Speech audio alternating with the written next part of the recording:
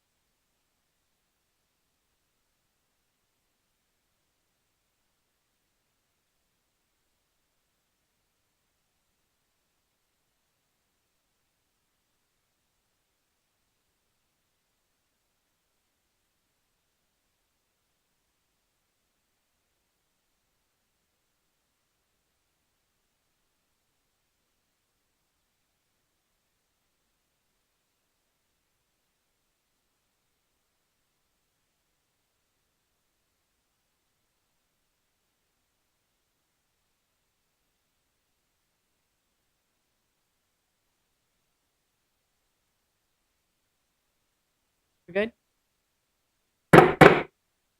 I'd like to open this meeting on this Wednesday, March 12th, Transportation Committee meeting at 4:06 p.m. First order is roll call. Alderman Savage, Present. Alderwoman Charles, Present. Neil's present, all of our committees present. Take a motion to approve the agenda. So moved. Second. All in favor of approving the agenda as written, say aye. Aye. Thank you. Next up on our agenda, approval of minutes from 3:25. No, sorry. Approval of minutes. We don't have to go.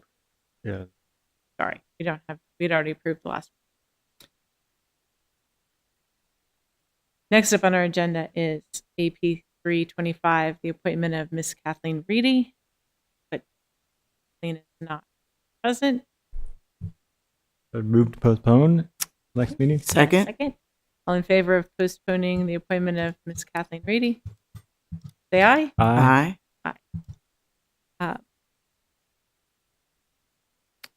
Next up on our agenda is legislation, 0525 speed monitoring cameras.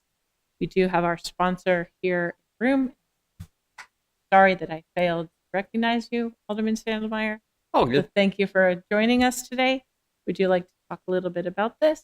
Yes, thank you, Madam Chair, and no worries on no recognition.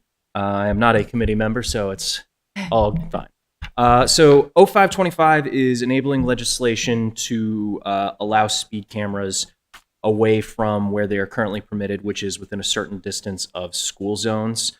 The rationale behind this is we have problems with speeding, especially on specific artery roads, connector roads, in sometimes even on our side streets in the city. And street design changes is a longer process, a more expensive process to go through. And this is a simpler process that can hopefully help change behavior in aggressive speeding drivers. The fines do not go into a general fund. They will be dedicated towards road redesign for pedestrian safety. And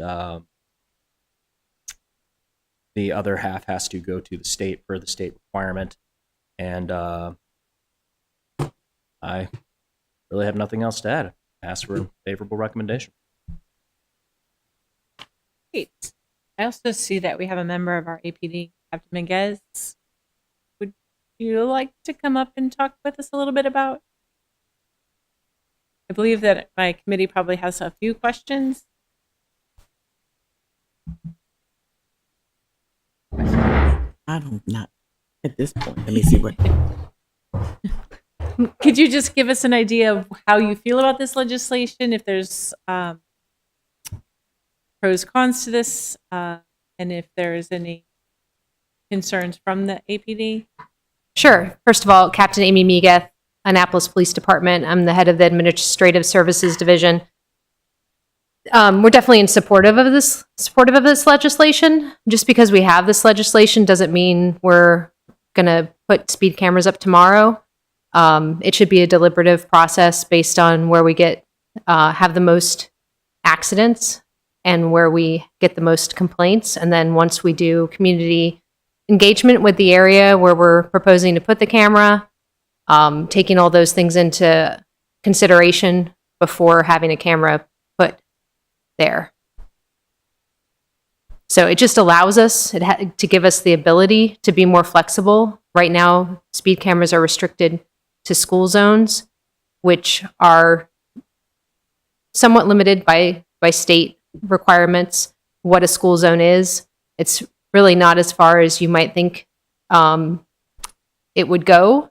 It doesn't encompass a whole area around a school. It's pretty much the areas just on the edge of the actual school property, not necessarily pathways that kids are traveling on to that school. So we have concerns in communities that we haven't been able to put cameras in because they don't follow the current requirements. But this would open it up. The state requirements are that it would be residential neighborhoods where the speed limit is 35 miles per hour and lower. So it's still restricted in a way. It's not like we're given free rein. And there still has to be considerations where we wouldn't put a speed camera on a downhill. It's just not fair to drivers. We generally do our own enforcement on areas like that. think of Spa Road by the city pumps. That's an area where we do frequent speed enforcement. People come down that hill, but putting a camera there would not necessarily be a great idea. Any questions from the committee? Alderwoman Neal Charles? Thank you, Madam Chair. Just a ballpark figure, and I'm not going to hold you to this, Captain Miguez. About how many, offhand at this point, would you anticipate we would have, how many speed cameras we would have possibly in the city? Well, right now we only have 5. Right, because of the school zone. Right. Okay. So we could expand it to more, but every time we add a camera, it means more citations that officers have to review. So every speed citation that is triggered has to be reviewed by a police officer before it's issued. There was some legislation up that would have allowed a clerk to do that kind of review. It's basically checking that the vehicle tag matches the one that the system pulled up, that the picture is, matches the data, that kind of thing. It requires an officer to certify it. So it takes up time. On average, our 5 speed cameras and our 1 red light camera generate on average 50 citations to be reviewed a day. So that's a lot of work for an officer to be taking when it's an officer that can be out actively responding to an area where we have complaints. Monitoring a stop sign or looking for speeders, it's taking them out of that job to review these citations. So it's kind of a catch-22. We've seen it make a big difference when they're placed, think of Hilltop Lane and how people generally went well above the posted speed limit on Hilltop Lane and how the speeds have really come down since that speed camera went there. So I would say it's been effective. I think one of the most important corridors we have as far as traffic safety, it's the Forest Drive Bay Ridge Road corridor, which is a county road. So I know that the city has worked with the county to do some major safety upgrades along that route, but it's probably, well overdue for those upgrades. How many cameras would you possibly anticipate throughout the city?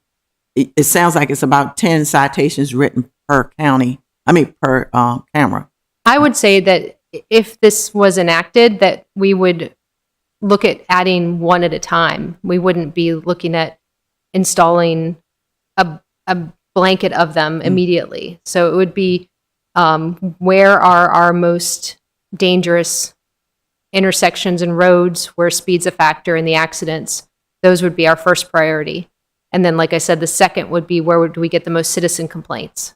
What do you anticipate your time limit doing that investigation before deciding to install a speed camera? It doesn't take, terribly long to gather the data, but the problem is there's some roads that aren't very conducive to installing speed cameras. If you've seen the installations where they are, it requires, a cabinet to be installed on the side of the road. So if you have a residential area where you have houses, you have to make sure you find a spot that's not going to maybe block someone's driveway view trying to get out of their house, or it's not on someone's property. You have to make sure, so finding the right spot can be difficult. But, if we find good places, then that's where we'll put them, and it has to have that community outreach. There has to be information given to the community that the plan is to put a camera there, why we want to put a camera there, and then get their feedback about it. Do you do sometimes a pilot where you might put a speed camera in for, say, 3 months and then determine that it may not be necessary? Well, it's always required that when a new one is installed, that there is a pilot period where no fines are issued, just warnings. Right. Okay. And so that gives people a chance to get used to that camera being there. So there have been times where before I was in the program, but you may recall there was a camera at one point on Farragut Road, which that road is not very conducive to having a speed camera because it's such a low, I think at the point where they installed it, it was a 15 mile per hour speed limit.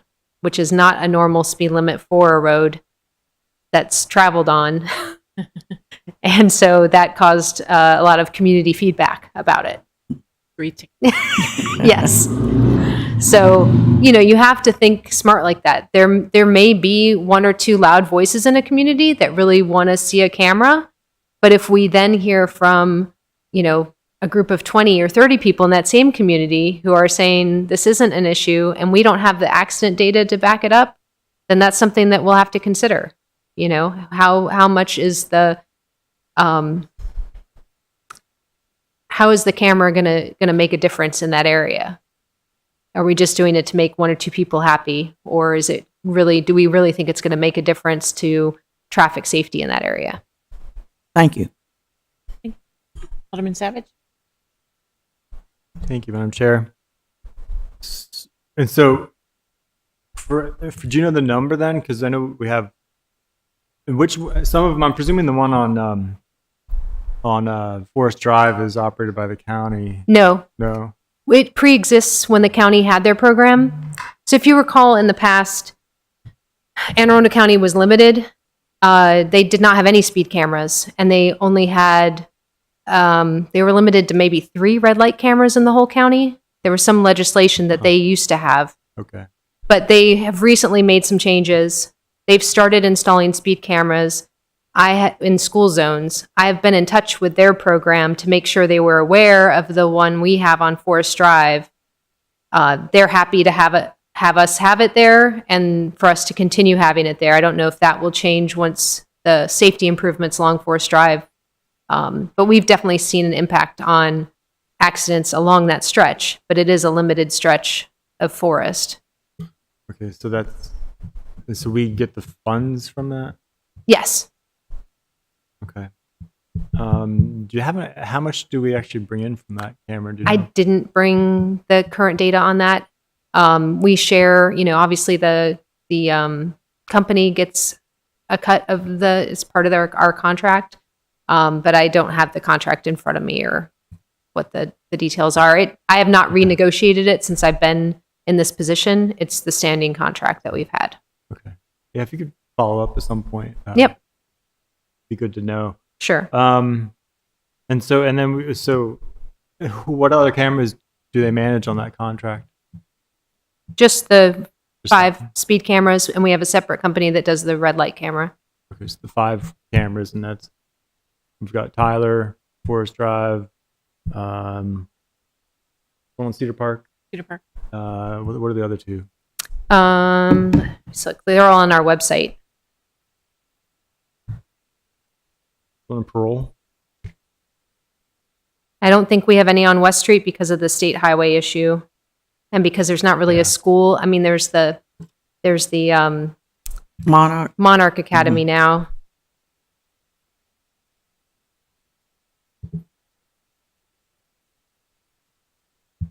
But in talking with the county about their program, they've been trying to put a speed camera on Ritchie Highway near St. John the Evangelist School, where it is marked as a school zone, but they've had to negotiate with state highways to try and get that to happen. And as far as I know, they haven't come to an agreement yet. Okay. And so it was 5 total. Yeah, I'm sorry. I'm just trying to pull it up on the website. Those are all managed through the contract we have. Yes. And you said it has to be a sworn officer who reviews them? Yeah, per state law.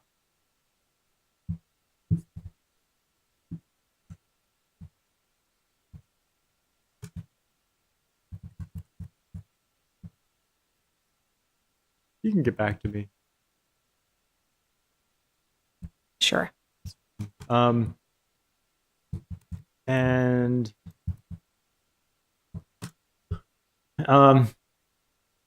so how much, I'm just thinking about how the contract works with the officers. Like if we do add them, so we don't want to take up too much time of the officer, is there some way to improve the process where the contractor does the load of the review and then the officer just signs off? Is that permitted? So there is some training that's required to make sure the officer knows what they need to check. Otherwise, if we funded, say, overtime for officers to review tickets, that would be another option. That would probably be the best solution, barring letting a civilian clerk, be part of the review process. I wonder why they included that in the state law. That seems odd. Maybe we just petition the state to change that. Yeah, well, so aren't traffic officers a little different as far as their training or certification? They're the same basic training, but a lot of them have accident reconstruction extra schools Yeah. on that and on DUI enforcement. So they have some specialization in that. Most of our officers are radar and LiDAR certified, and we have units for the patrol officers to take out, besides the traffic unit as well.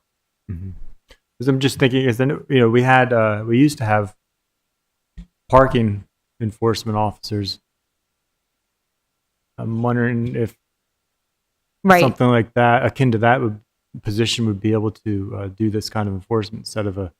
I mean, there Patrol have been, efforts in other cities to kind of de-police traffic enforcement. But there's also been efforts to kind of and even in the state legislation this year, we saw efforts to take certain violations out of enforcement as far as primary enforcement. So things like registration violations, like if your tags are expired, not being able to pull a car over if that's the only violation that you see. But I don't know that really. I'm trying to think of what would be conducive for someone to enforce. You'd kind of think about things you could enforce on foot almost. Yeah. And then you're relying on flagging someone over. Things like seatbelt or cell phone use, barring there's some automated enforcement of cell phone use that's kind of up and coming, but hasn't been allowed in Maryland yet, which is by video again, using, that's more intrusive. You're looking into somebody's car rather than just measuring the speed of their car on the outside. You're looking into their car with a camera to see if they're on the phone. So it definitely is more intrusive than other ways that we use cameras currently. So, I mean, the goal is, right, safer driving. Yeah. We want people to stay off their phone, but then how it's a balance. Yeah, those are certainly Yeah. types of cameras that we've heard about before, which might be good to look at some point. But going back to the officer thing, I think that might be something we want to talk to our delegation about. Is if we have had parking officers be able to write tickets as they're walking around. We have what else was I thinking of? And we have a 911 operators who handle pretty critical tasks. Seems odd to require a full sworn officer to Review do the speed. bulk of this work. Naked, so the other thing is bigger picture. So you said you build it. Well, could you get us some of the hotspot data at some point?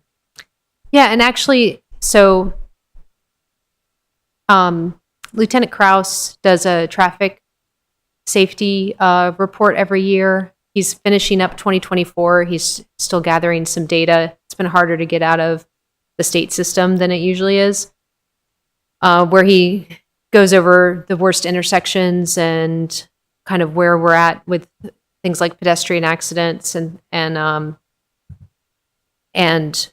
county has a website. They have a Towards Zero, which is a traffic safety initiative where they have a map that has segments of roads that are the most dangerous, I guess is the way to put it. Forest Drive is many segments of that of theirs, and so is Bay Ridge Road. So I'm really glad that, you know, the city took steps to work with them to get that grant to upgrade the safety along Forest Drive.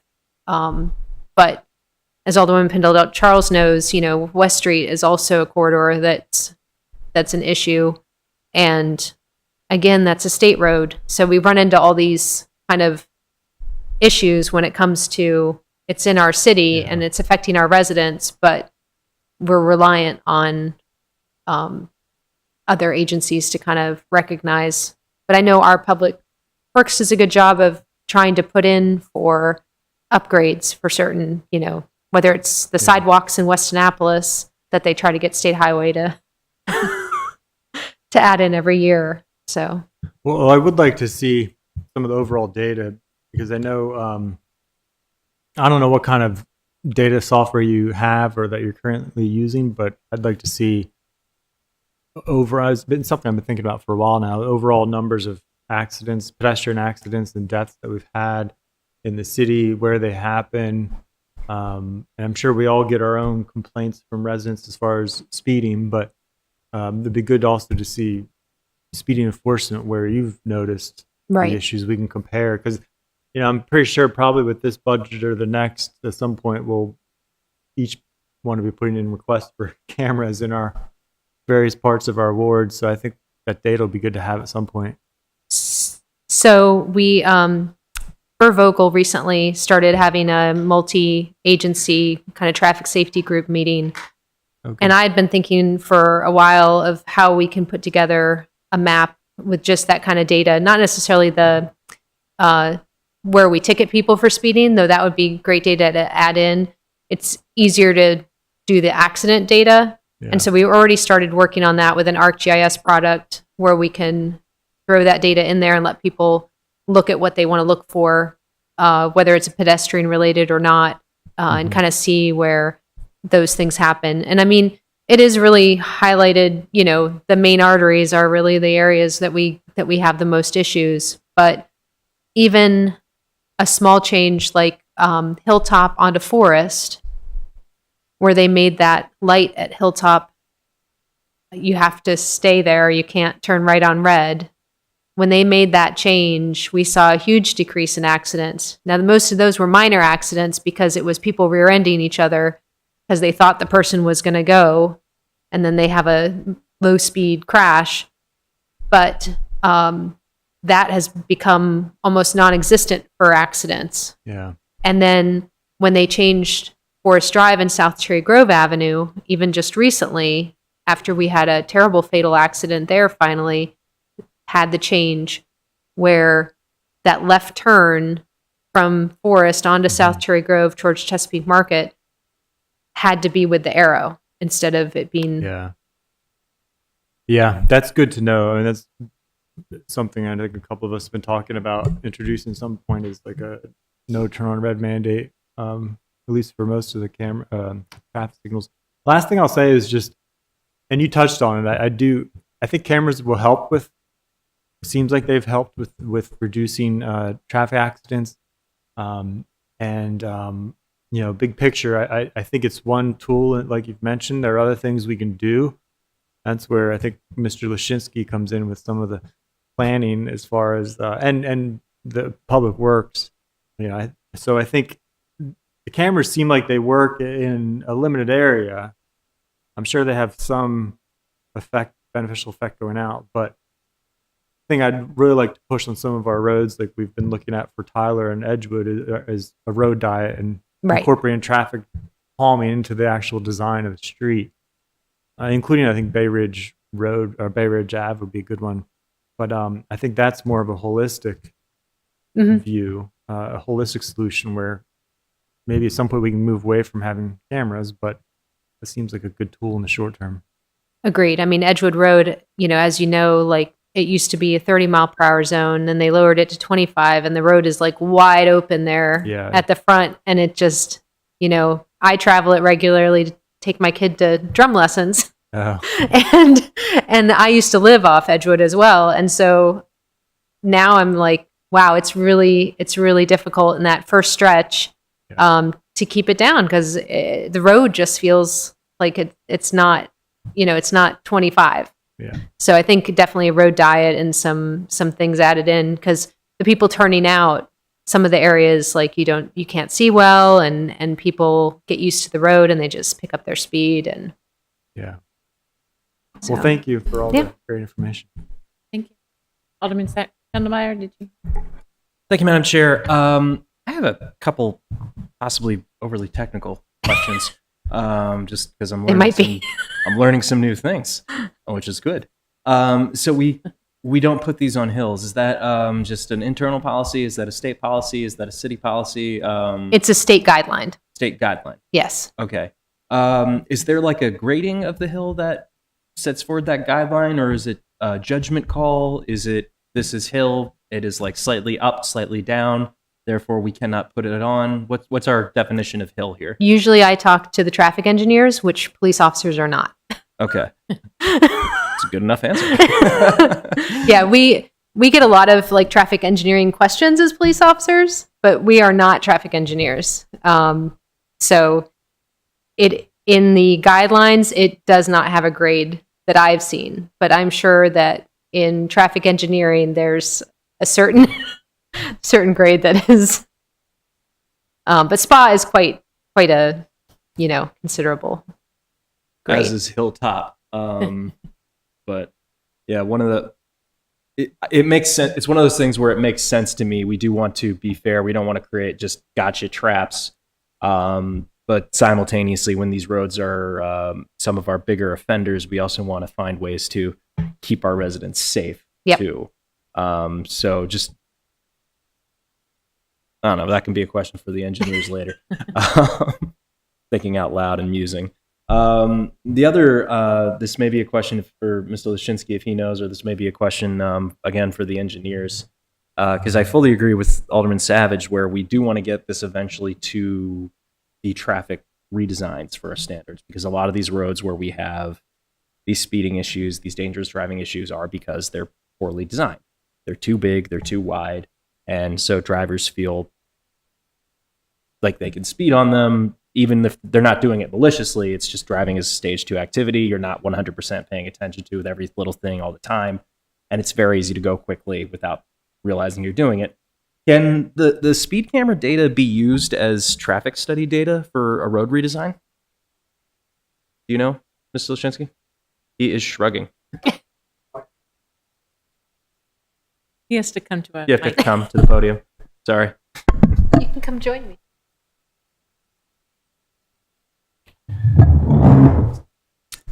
Eric Lashinsky, Chief of Comprehensive Planning. I'm speaking for Public Works, which I try not to do, but typically their process is to do a study to show what the patterns of driver behavior are for any of these corridors where we have concerns, community requests for change, council members have prioritized, and tracking the speeding is definitely part of those criteria. It's like the volume of cars, the rate at which they speed over they look at percentiles, I believe. And so, yeah, that's definitely a big part of it. So And I don't know what the period is that they track. It's like a month or more than a month. But they look at it for, extended amount of time to see what the pattern is.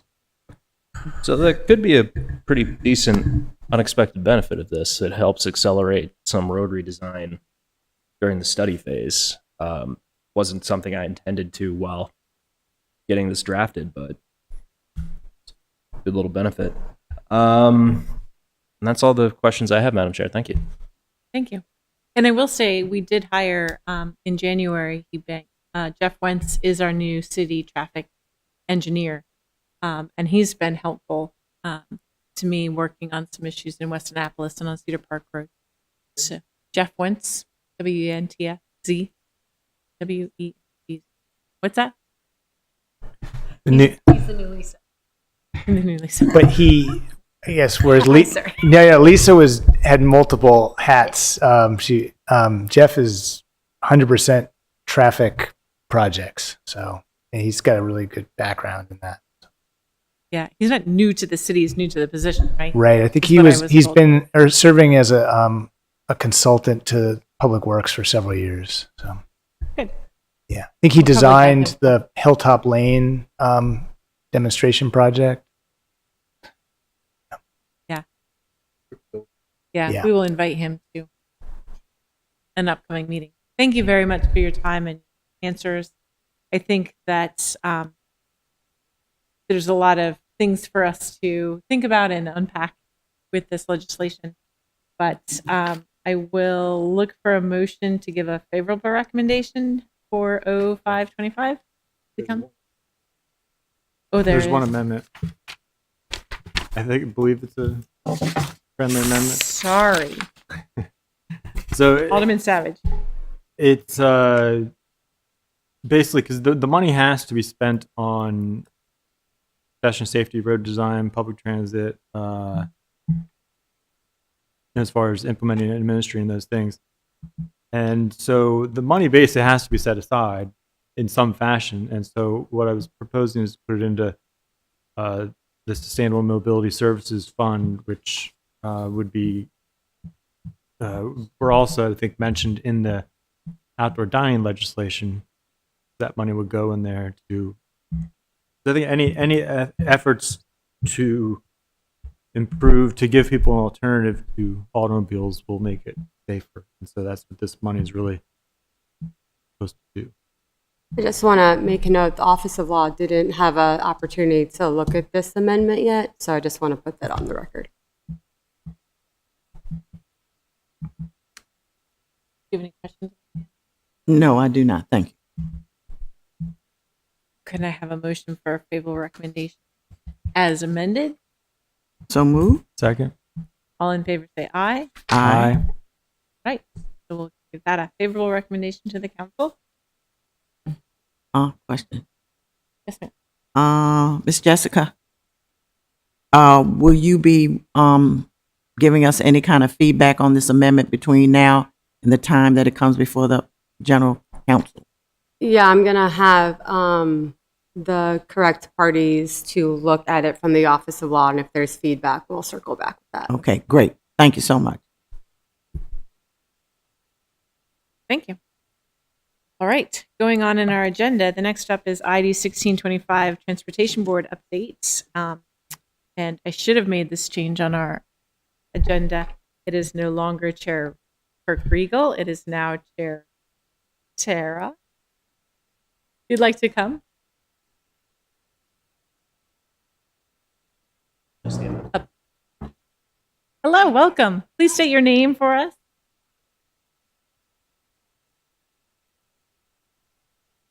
Could you please turn your mic on? Thank you. The only update would be the change in the administration of the Transportation Board. I'm now chair. Vince Harriman is co-chair or vice chair, and then we did appoint Forrest Land as secretary. So we look forward to that. I did have one question. I was given guidance from Kurt that you wanted us to comment on tow trucking legislation, and while we received some legislation, we did not receive anything on the tow trucking. Do you have an update, a status update on that? I think it has. So, It's also one of yours. Do you want to speak to that tow truck legislation, Alderman so it Savage? passed out of this committee. It went to the city council, that? but it was Sorry. delayed because there was some slight concerns about jurisdiction. There was a recommendation for an amendment. I don't know what the status of that amendment is. Alderwoman, did you send that in to the law office? I believe it was Yes. your concern. It is. Okay. It was amended, so it is not up for. It has not come up for final vote yet, but I believe it's coming up at our next meeting. So you wouldn't necessarily need feedback then at this point? No, and essentially the premise of it was it expands out currently the city only allows towing of abandoned vehicles 1 mile out, so we have difficulty of any vehicle really. So we have difficulty getting abandoned vehicles, oversized vehicles collected by the tow yards. We expanded it out further. and with the goal of these oversized vehicles or abandoned vehicles. So if something's left on a city street, we can actually get it pulled. Thank you. That was all I had. Thank you. Thank you so much. And for future meetings, we'll have you right before discussion of legislation so that you don't need to sit through the entire meeting. Thank you. Thanks for coming and congratulations. Next up on our agenda, we have ID 1725 Transportation Department update. Marcus Moore.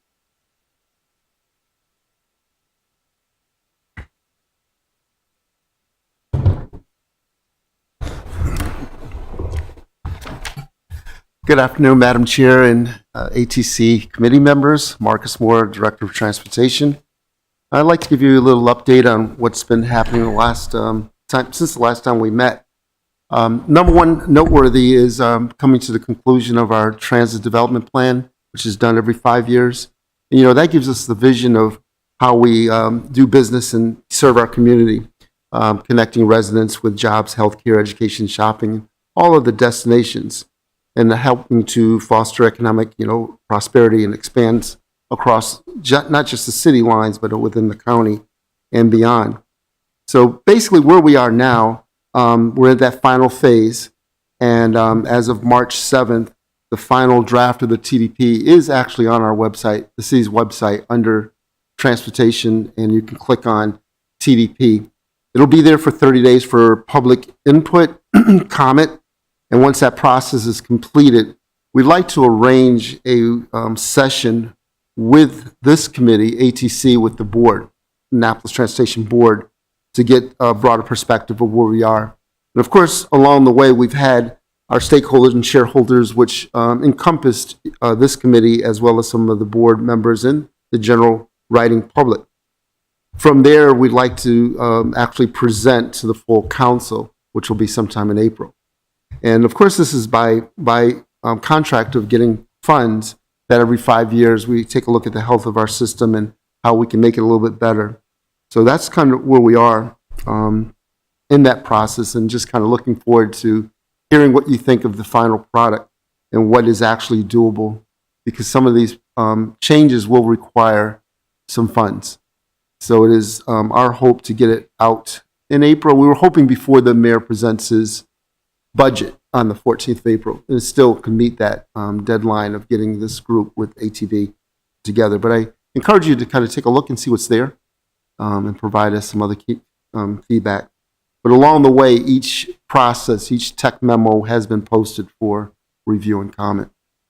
Right. We have a question for you, Yeah. Director Moore. Thank you, Madam Chair.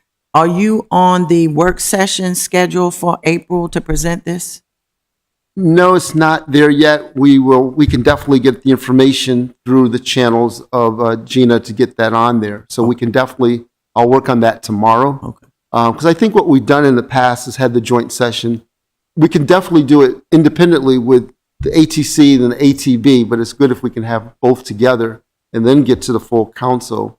Kind of aggressive for the next 5 weeks, but I think it can be done scheduling wise. But thank you for the reminder to get on that schedule for the April. Okay. Thank you so much. Thank you. One of the other things I'd like to update you on, as you probably heard or know a little bit about, we have taken delivery of our 2 fully electric buses in our fleet.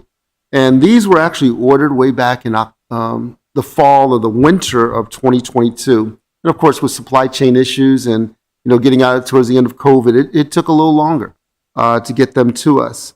But they are here, and they will be rotated through our regular fleet, a fixed route fleet, which will include, of course, the red, the brown, the green, along with the state shuttle.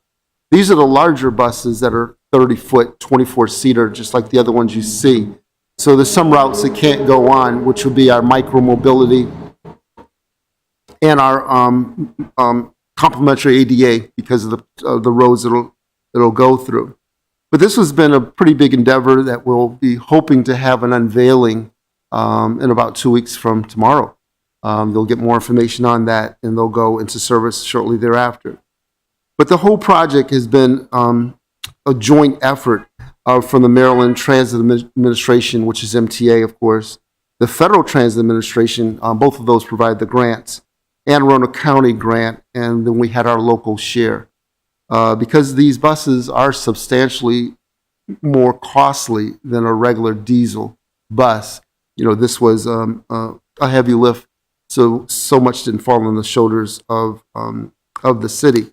So those agencies that I made mention, we're happy to say, did participate, and that we were able to get through to be obligated grants. We do have 2 more coming towards the end of the year.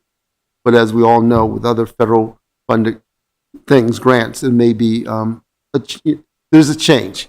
We'll see what happens along the way of how that all works out. But our larger buses are generally 10-year, 500,000 miles, and we've been doing pretty much that. So the buses that they replace have came to us in 2011 and 2012. So having good maintenance folks has been keeping them going. The smaller buses, as we call the cutaways, that can navigate some of the smaller streets, those are like 7-year, 250, 300,000 miles. And our oldest one there goes back to 2018. So what you do, as you know, with the fleet that we have, the size of 15 buses, can't get them all at once. So they're on that rotating pattern. So we don't have any in the pipeline for FY27, which is good because that's when we'll be coming to you for our local share. So these buses that we're getting this year, we wouldn't be looking at the older replacements till probably FY28. But this is a good place that we're in. We've done pretty well with having our buses last a bit longer than the estimated or manufacturer suggested mileage and all. Just, doing the things that we should do. But also the MTA, which is the watchdog for the FTA, we have the quarterly meetings they want to look at randomly the records of 3 or 4 buses and to see what we're doing. And also what we're doing, like not doing a PM too fast, because that does nobody any good. You're spending more money faster than it's really needed. So, my hat off to those guys that do that for us with Danny Horwath's help, our fleet manager for the whole city. We kind of have a very good program for the maintenance of equipment and what we do here. I'd like to entertain any questions that you might have on those 2 aspects, but that's probably the highlights of the last time we met.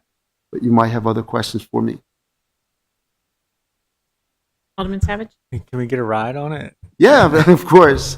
Oh, I can. Before you go, one other thing. Speaking of that, I would like to do what we did 2 years ago and do that other field trip, and because some of you didn't get a chance to see exactly how to book that micro transit. And if I can step back a moment, the micro transit prospect came out of our 2019 TDP, and we were funded for it last year, and we just started out this summer. Very successful. I mean, even if it's lower, like 8 or 9% some months, greater than the ridership of last year's same time, there is a steady growth.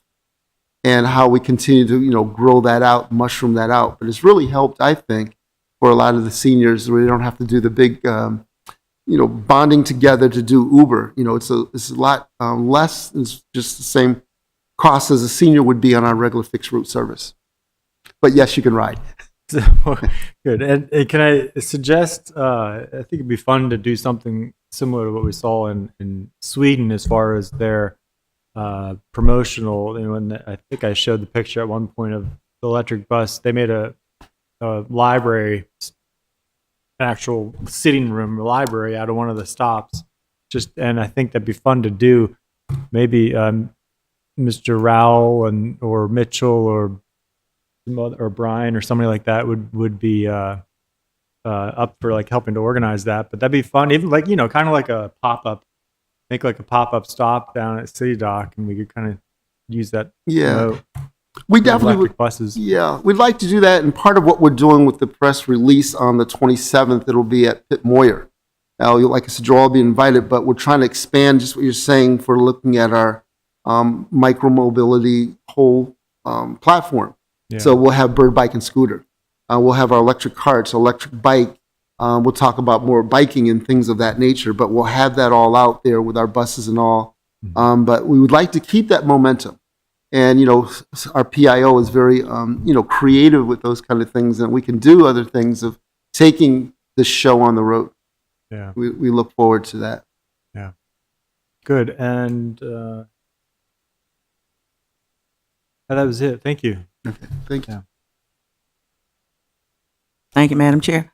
Do you all have any way of calculating your total number of passengers? I'm asking that because I don't know if you've gotten up to 100,000 or 200,000 and have some sort of little, confetti thing Yeah. or somebody like that, just to give it a kind of a little boost. Yeah, you sparked my my thoughts here with what you just made mention. On the average, to give you last year, approximately 330,000 people rode our bus. We're not quite back to pre-pandemic, which would have been just shy of 400,000. But remember, when you look at elasticity of the market of back in 2010, 12, when we were cutting service and we doubled the cost, 50 cents to $1, $1 to $2, we were way up there around 700,000, some 15, 17 years ago, 2012 or so. But reminds me of our dedicated staff that next Tuesday, which is the 18th of March, is National Transit Appreciation Day. And this is the 16th anniversary. It's around the country. We did a big event last year for our 15th. Yeah, that's right. You guys were there for us. So, but yeah, looking at what those guys go through, it's not always the best weather. And we have to look at things from our OEM's perspective, what's okay and safe for the bus to be operated. But they're showing up and showing out that they can do this. They can run in, bad weather when we were advised to stay home. So coming out to thank a transit a driver, that will be great. But what I can definitely get for you, I think I reported it last meeting, the comparative numbers of what microtransit is doing. And that was against the purple and the orange route last year, this same time. And that's where we're about that 8% higher. Believe it or not, November, we actually double digits, 15% higher than same time in 2023 of what we were doing. Orange and purple against the microtransit. We hope to continue to see it grow. We hope to see people making more of the reservations on their phone versus calling. Right now, it's probably a split of 50-50, and that's okay. So just to give you those numbers, we can definitely break it down by day, by route, month, that kind of thing. It's kind of hard to get by stop. That's really getting in the weeds, but we can. It's just a little bit more detailed with the service or what we have there with our electronic fare box. But to give you an idea, just shy of 330,000 riders last year. Great. Thank you. Thank you. Mhm. Do you also have the report from Premium and SP Plus today? No, they Any don't. update? Yeah, sorry they weren't available, but we can make sure they're here for the next meeting. If, specific questions that you want to have, or they can just share an overall. If you Alderman like. Savage, do you have a specific? Sure. Yeah. Well, so we've been getting a number of complaints lately, continuing complaints as far as Premium's street enforcement. And I know we've been told by law office that basically we can't really, we have to talk directly with Medco. At least they're the ones who make the decisions. We can certainly raise our complaints with Premium and AMRP, but Medco's the decider. So have you been undergoing a process to get those concerns to those Yes. parties? Yes, we have the city's leadership that I'm a part of those calls that we've been having with the concessionaire and the manager, and as well as Premium at the table. They've heard our questions, and some of them will take a little time, but by the end of this month, they have reported that they'll have a better idea of the scope of work for Premium, because there's just still looking at what was in the contract and what they're actually doing and being paid for. So that will have by the end of this month, 31st. So we meet usually the first week of each month. So we met last week, and that was their timeline for the end of this month. So we should have something in the first week of April. The others, as we talked about the garage, so let's talk about specifically Hillman and the way that is operated. They would like to see a couple years of historical data, which we have not had because we've gone gateless October, November in our other garages. So we'll be able to give them in maybe April or May at least a 6-month review, and we can see where that takes us from there. We'll be happy to report back. So with the intention of using that to, what do they want to see that because they want to see how those garages are operating gateless without the $50 fine? Well, that fine is there. It's a city imposed, a city code. But just the way that system is set up, as you set up an account, you don't have to interact anymore. Meaning that you'll drive in. Well, you don't predict how many Right. hours you're going to be there. Exactly. It's just, You're paying for the exact or any fraction thereof. yeah. Mr. Savage, you come in at, stays, at 12 o'clock and you leave at 3:08. They're going to say, we see you're leaving, you're going to be paying for 4 hours, 8 minutes over the next hour. And people are okay with that versus, the other part of it is, well, I thought it was only going to be here 3 hours, but it was 3 hours and X amount over. And we're Yeah. paying on the additional on the other end. I mean, this bank Well, over. yeah, they are. Yeah. Well, so I get that they want to get that information. It'd be helpful, but that's not really. I mean, I guess the first order of business is what I think you talked about at a previous meeting with them is we need to get access to that financial model. Based on my recollection of the contract, we have 3 months at the beginning of the year, so the end of March. That's our only window to review that financial model. And so we can't, without getting access to that model, we don't know what their assumptions are, how their assumptions are, how changing to a different model is going to impact those assumptions. And so I think that's kind of the first order of business before maybe they don't even need all this data from the other garages, because I'm afraid what they're going to say is, oh, we need to see a whole year's worth of data, which means we're not going to be able to have our next chance to get the model changed isn't going to be till next year, right? So that's my fear. So I guess I'll have to follow up with Ms. Dickinson because I think she was the one who was going to take a look at that financial model, but time's ticking. We only have a couple weeks left in March. Is that accurate, more or less, you think? Pretty much, Yeah. because without getting a couple of years, we can still say we can give you the 6 months, and you can look at what their model looks like from a gated system to a gateless system. But yeah, we can definitely check back in and see what information is public information. But of course, we're Yeah. part of that whole equation as the city. So, there's a lot of PIA requests that go through the Office of Law that outsiders are asking for models from Premium and SP that it is not public knowledge. So we'll Right, see right. what we can get. Yeah, absolutely. And I know the financial model for this is held very close. Not too many people can. I don't even know if we pushed hard enough, maybe we could. But in any case, yeah. So I think but I guess the other potential negotiation offer or tactic could be just to say, look, they could always try it for a month, a few months, a season, as far as removing this $50, have like a grace period and see how it operates. And then they could use their own data from the So trial period. The only thing there, that system is not like the Metropolis SP system. The software. Right. Yeah. So you're going to have a software, I wouldn't even call it an upgrade, but a change. Because removing that, you got to have something in place that tells you that you've just left and you need to pay whatever it was that you were there for.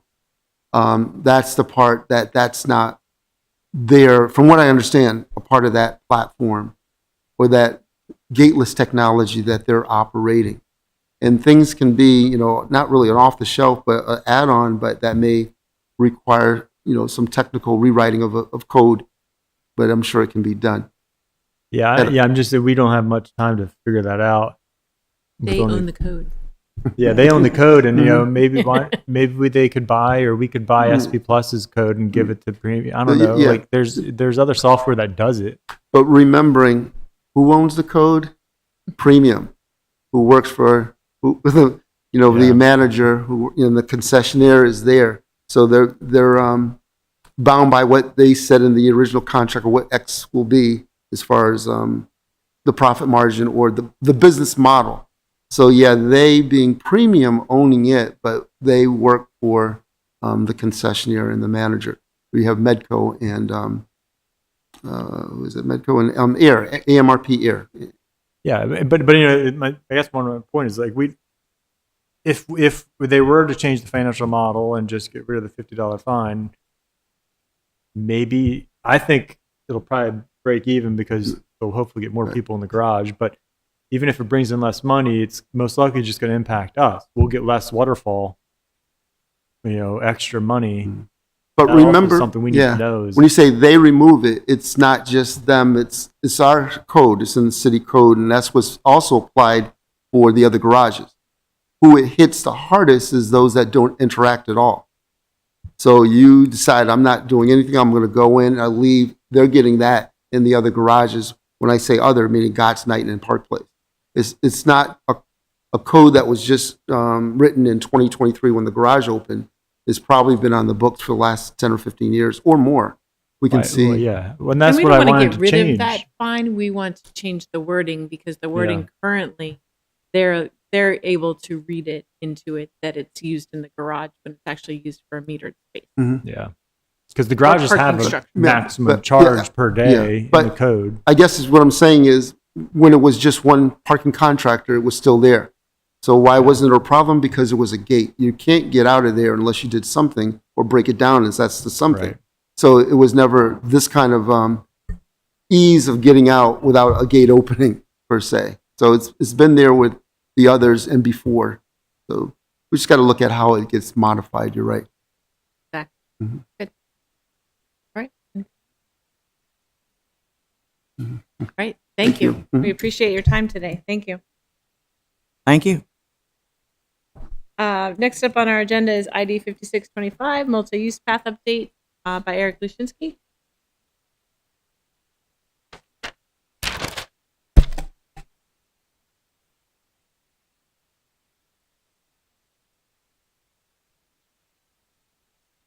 Thank you for coming today. My pleasure. I'm Eric Lashinsky again, Chief of Comprehensive Planning. I don't have a presentation to share, but I did want to provide an update on this project and answer any questions. This is a project aimed at improving bicycle and pedestrian mobility along one of our major corridors, the Bay Ridge Avenue. We call it the Bay Ridge Avenue corridor, but essentially we're going from the Spa Creek Bridge to Quiet Waters Park. It's a north-south corridor that is heavily used by all modes of transportation. It's kind of I would say, critical north-south if you're trying to get to downtown. So today, people can walk and bike that corridor, but it's very unsafe for a cyclist. We have some scattered bicycle infrastructure in terms of bike lanes and some share row markings, but they stop and start, and then there's sections that don't have any markings, and so it's really the more intrepid cyclists that use this route. In 2023, we did a feasibility study through a grant to really look at what we could do along this corridor. It kind of confirmed that this is a corridor that could be redesigned. And I should say the sidewalks on this corridor are very narrow in some places and have obstacles like telephone poles, cracks, properties come right up to the sidewalk. You're right against the curb of the street. So we have some right-of-way to work with, but we will need to gain some additional right-of-way in places. The project is basically taking the design of this to 30% design. And we have a state grant to cover this. We got it in FY24, but it's taken some time to get the agreement in order. But we're nearly ready to release an RFP to bring a consultant on for this. And there'll be a community engagement scope as part of this. So people who live along the corridor who would use it or who currently use it can be part of the process. And we do have a link to the project on the city's planning and zoning website. So I know I've talked to Alderman Savage about this, and intersection improvements are also part of the scope. So if you can imagine, the major intersections are Chesapeake Avenue and 6th Street, where the Royal Farms is. That's a major intersection for this. Where Bay Ridge Avenue and Chesapeake meet, there's a sort of triangle right there. Bay Ridge Avenue and Tyler Avenue, a traffic signal there. And then the big one, I think, that is not just a city responsibility, a county, is the Bay Ridge Avenue and Forest Drive and Hillsmere Drive. I mean, that's a doozy for people to cross on a bike. So we've made Anne Arundel County aware of this project. I think they're going to work with us. I know they're already obviously focused on Forest Drive, so, and have some improvements in mind for that intersection. But I'm hoping to get the project underway by the summer. Summertime? Yeah. 2025? Yeah. The money is in the CIP, so we don't need additional funding. It's a $224,000 grant with a required match of $56,000, which is a 20% match. So, yeah, Start. Yeah. Thank you. Alderwoman Kendall Charles? Thank you, Madam Chair. Mr. Lashinsky, is there a video or rendition for this, maybe even on the city's website? What we have are we have some illustrations of typical. What we had to do is pick locations along the corridor where we could kind of look at what's possible. So we don't have three-dimensional renderings. We have plan drawings that are kind of illustrations in color, and we have cross sections that kind of cut through the street and show that view of a few typical locations, so that is available. Yeah. Thank you. Sure. Other questions? Alderman Savage? Yeah. So the grant was to get up to 30%, he said. So we have the rest tentatively funded. We do not have the remaining design phase funded. So we have the 30% funded. We have the 30% funded. Yeah. All right. So I guess we won't know till we get the proposals back what the cost is going to be. Yeah. Well, I can say, we have some pricing from other trail projects that I think helps us. I'm confident that we'll be in budget for the grant based on recent proposals we've gotten for other trail project designs. So. Well, and think one or two budgets ago, I think we got roughly 50,000 for that. Right. Ambridge Timber Creek old rail right of way, just to see if we could turn it into a. Thank you for reminding me that is in the scope for this as well. We piggybacked onto this, so that's. I imagine it's not going to need that much to do that. No, the scope for that. So that's the old rail line that went to Bay Ridge. There's a section of it from Tyler Avenue to Bay Ridge Avenue that is wooded today and goes past several communities. And the scope for that was going to be to look at conditions that are there, topography, tree canopy, the feasibility of putting we were looking at a natural surface trail in that context. It's kind of sensitive. There's some stormwater features already in there. So it seemed, we'll take a look, but it seemed like unlikely that we'd be paving anything through there. Yeah. So, Yeah, there certainly are Yeah. some barriers there. I don't even know if all the right of ways there still. but there are some opportunities to connect to that from other locations, like near Tyler Heights Elementary. There's a street end that I think there could be a spot for access, That's and true, so yeah, that would be It's part of worth it as looking well. into. Yeah. Well, and thank you for incorporating the intersection improvements. I think that'll be a big part of this. And I can't find the email I sent you, but for my colleagues' sake, one of the things I was suggesting is we could potentially save money on the project instead of having to pay money to, in some places, essentially expand the right of way or to get easements to fit in the path. Is to look at, I think I mentioned before, like Johns Hopkins recommends 9-foot wide lanes for the safest roads, and ours are typically between 11 and 15 feet wide. So I think coupling that with potentially taking out some of the turning lanes would give us room in that right of way to do it. But I think definitely needs to be a lot more of a traffic analysis, because even some of those turning lanes, I think they're often just put in automatically when some of them may only be needed during rush hour, and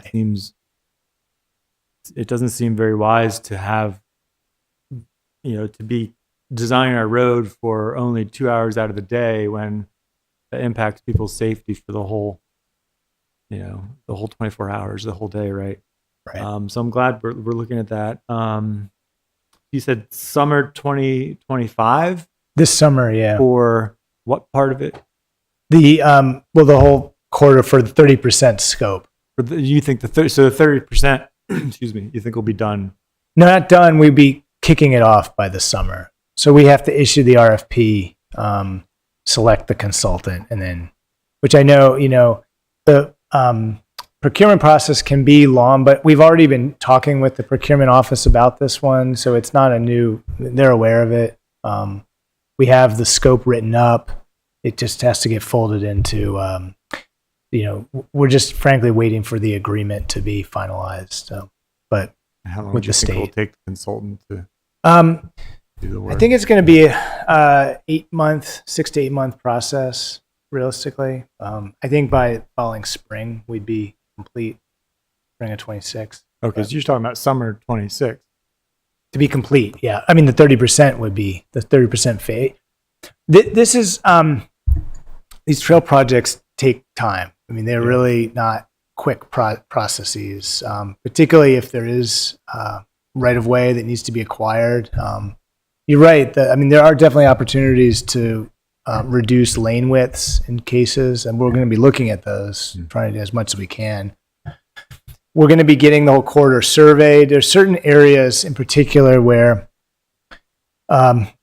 we may have more right of way. The city might own more right of way than we think. It doesn't always necessarily end right at the side. I mean, you can see places where there's fence lines on people's property that might indicate where their property line is. So it could be kind of revealing how much additional real estate we have. We'll see. But trying to think of one of the aspects of the trail that we looked at in the feasibility study was there's places where we go along shopping centers, like the Eastport Shopping Center and the Hillsmere Shopping Center. We looked at working with those property owners to expand the sidewalk adjacent to their parking lots where there's kind of a shrub line today that's kind of screening the parking lot. Well, there may be an opportunity just to expand the sidewalk area to create like a 10-foot shared use path for bikes and pedestrians. So really try to maximize the space in those locations. Really just try to collaborate with adjacent property owners as much as possible. I think it'll be a positive thing for businesses. So I'm still not clear on, I'm a little confused on the timeline. Okay. So you're saying, so what is it that you were saying for this summer you think will be Kicking off the 30% design phase. So just starting the project, unfortunately. as far as getting the public input? Yeah, basically having the consultant on board, going public with the design process and inviting participation. it will be done by next spring with the 30% design. We'll have a better sense at that point, I think, how much additional space we need to acquire for the trail. And that'll kind of tell us how much the rest of the design process will take. I think it might be more straightforward after the 30% design. It just all kind of depends how much real estate we have to acquire, and we're kind of working around utilities and things, but I think the 30% phase will be pretty telling. So Yeah. Okay. that's usually when you kind of you learn. It's kind of a fact finding. I mean, it's your first. I would say real kind of dive into the engineering of the project, where you start to have dimension drawings and survey information, but you learn a lot during that. And the feasibility study showed us that this was possible. It showed us where some of the problem areas would be and some potential solutions, but it didn't get down to like the details as much as the 30% will phase. Did you do it? I don't know how this process worked, but as far as the hilltop design for the quick build, was there a public outreach component to that? I don't know. Alderman Shannemeyer might have been involved with that, because I know that he was really, appealing for that, I think. But I'm just wondering, like, what triggers it for this? Because I mean, I see value to public comment, but I also see honestly a lot more value in getting it done for public safety, right? Yeah. And so I think it has to be a balance, but it's not like when we go out and do a traditional road redesign or there isn't really public comment. So Right. what triggers it? Why is it necessary? I mean, I guess it's good to do early on, but then again, it's like what? Well, I feel like it's in the public interest. I don't know. So what's the rationale for doing it at 30%? So the grantor, MDOT, they do want to see it. Probably That's require part of it, it. yeah. But we want to have a transparent process. We want, given that we're going to be along a lot of property, a lot of residential property, Yeah. and we definitely don't want anybody to be surprised by this. What we may have is a stakeholder committee that is made up of folks that live along the corridor that can be more involved, and that can help expedite the engagement process a bit. But I'm not thinking that's going to really delay the process. I mean, we typically would do, for a 30% design process, we would do an initial public meeting to kind of share the intent of the project, get some initial more of a listening session. What are people's hopes and dreams for the project? Any concerns? And then we would have a second workshop when we have a preliminary design, 30% design. And along the way, we would field comments from people that have an interest, but I don't think it's going to be, and through the website, we'll have an opportunity for people to send comments in, but I don't see that slowing us down too much. All right. Yeah. Well, thank you. And Sure. maybe we just have lunch sometime, chat Sure. more about it, because it is going to be, go through my ward, and definitely very excited about it. But Yeah. I want to make sure. I think your points are well taken, and I think the public outreach part will. I think certainly want to make sure it gets done well, right? The contractor, the consultant's going to be helping. Yeah, I think we'll have a good team involved. I mean, the firm that did the feasibility study, I'm sure will want to continue working on it. So they'll have to submit a proposal like anybody else. But I mean, they were a great candidate for this, so I'm sure this will be an appealing project for a lot of good firms. Thank you, Madam Chair. You mentioned earlier about along the multi-use path Mhm. that there might be some fencing or something issues on either side. Do you anticipate any kind of adverse possession issues? Okay. No, All right. no, I don't foresee that. Okay. I think it's really too soon to say what additional space we will need to acquire, but there's a pretty clear process for how we talk to property owners about this, and we would be required to compensate or frankly negotiate. And it can cause extensions of time frame in some cases, but I mean, our hope is to minimize those situations as much as possible. You know, just the one pinch point that I'm most focused on is really between St. Luke's Church and Tyler Avenue. That's where it gets, you know, thinking Van Buren Street, Parkwood. I mean, that's where it gets pretty narrow right there. That's the one pinch point. It's not majority of the corridor. There's actually quite a lot of space. You know, I think along the shopping center is working with, that's kind of key, I think, as well. But the one pinch point is only about 3 blocks, I would say. So, Okay. All right. Thank you. sure. Just one more. Yes. So it makes me think about public works efforts, but they're on Hilltop and Tyler and Edgewood Road as far as potential redesign on those. But are you coordinating with them? Because it certainly is a realization that has come to me, because I think even with these, I know your project is focusing on the path, but as you are well aware, to have the crossings where the path crosses the egresses and the connecting roads, there have to be associated safety improvements, right? So it seems like it really needs to be comprehensive. So is this dovetailing with some of their work? Yes. Yeah. Jeff, gentleman you heard earlier is the new traffic engineer. Probably he's going to be very involved in this. I've been coordinating with him on a lot already. He's actually going to be taking over most of the trail projects once they go into construction, and so he's been engaged in like the West East Express and this Hilltop Lane project that we already have very far along that should be breaking ground by the summer. We call it the Hilltop Lane Connector from Boxwood Road to Forest Drive.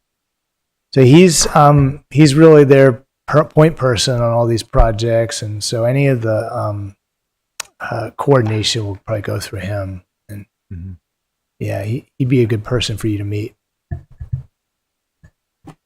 Well, I was going to put you on the spot and ask you about the West East Trail. That's fine. Can you give us an update on that, where we are in that? Well, we are moving feverishly to get to a groundbreaking for that by the fall.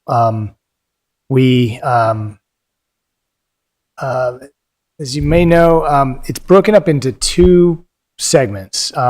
One goes from Calvert Street to Taylor Avenue. It's called the East Extension. That is, a lot of that is behind the Graduate Hotel. And then there's another segment that is improvements to the existing Poplar Trail plus the West Extension, which goes from Admiral Drive to Gibraltar. And that segment, Poplar Trail plus the West Extension, that is a bit farther along. That's in 90% review construction documents by MDOT right now. The East Extension, the portion behind the Graduate Hotel, is in 60% design review, but will accelerate pretty quick. It's not going to change much between 60% and 100% design. We're through all of our community outreach efforts. We did pretty extensive community engagement. We did our forest conservation plans for the Poplar and West Extension. That's the one segment where it was required.